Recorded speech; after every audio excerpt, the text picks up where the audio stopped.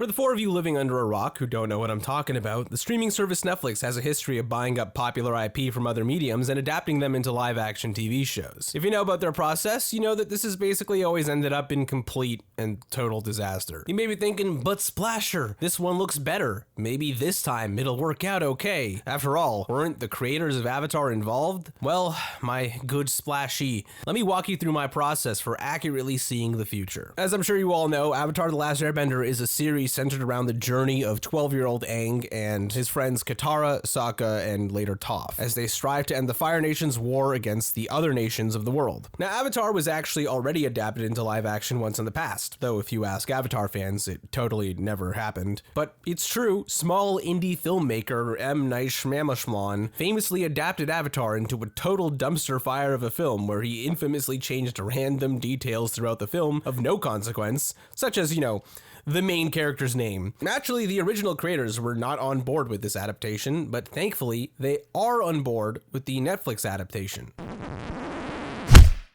Oh, well, that's not good. It turns out that the new showrunners are following the classic Netflix formula. You see, Netflix has a bad reputation for hiring showrunners who hate the source material and think that their version is way better. This narcissistic hubris has already sunk several complete slam dunk IP acquisitions like Cowboy Bebop and The Witcher. Turns out that when you don't respect what makes something great, it ends up not being very good. Unfortunately, we're in that cycle again. We're already seeing articles pop up from the showrunners talking about things that they've changed that completely ruin character arcs, and it just shows that they don't understand the source material or what made the show great at all. They straight up say that they're not making this for the fans. Okay, so then why are you taking an existing LP then? The answer is greed and wanting to take something that already has a fan base because it's easier to make money that way. One example of a change that the creators have mentioned is toning down Sokka's sexism. The problem is that his sexism is actually a part of the plot and it's challenged as early as the first episode. In the show, they dedicated time to showing that his views on women were wrong, and having that confronted and him growing and learning as a person from it was a great part of his character growth. That's the kind of growth and depth of a character that made the show so magical. You're watching how a group of flawed, goofy kids end up growing into the saviors that they all are at the end of the show.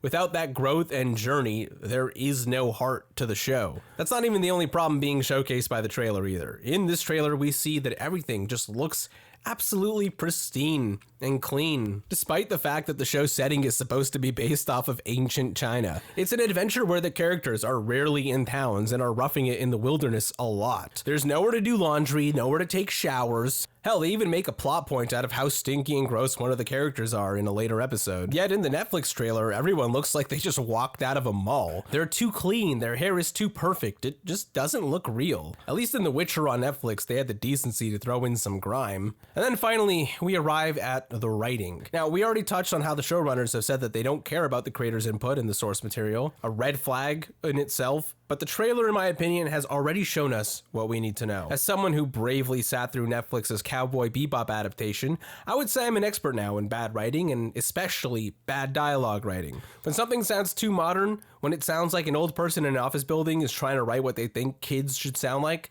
that's when things really break down. And well, Splashers, I can confidently say that the dialogue in this trailer so far comes off heavily as, "Hello, fellow kids." Considering how snappy and real the dialogue was in the original, I'd say we can safely take this one out back and give it the old Yeller treatment. I know, there are a lot of people out there who'll say, but just wait until it releases. You can't judge it until you've watched it. And to those people I say, history repeats itself. Time is a flat circle. Netflix has given us absolute and complete disaster adaptations that when we see the same mistakes being made again and again, it's safe to assume that we're probably going to get it once more. But hey, feel free to timestamp this and come back after the show's release so that you can post in the comments saying, "Wow, Splasher, you really are a prophet." And that way I can get my sweet dopamine fix. But hey, maybe I'm wrong. What do you guys think? How do you think the show will turn out? Let me know in the comments. This has been your DGen Fix from Splash Zone News, and you've been splashed.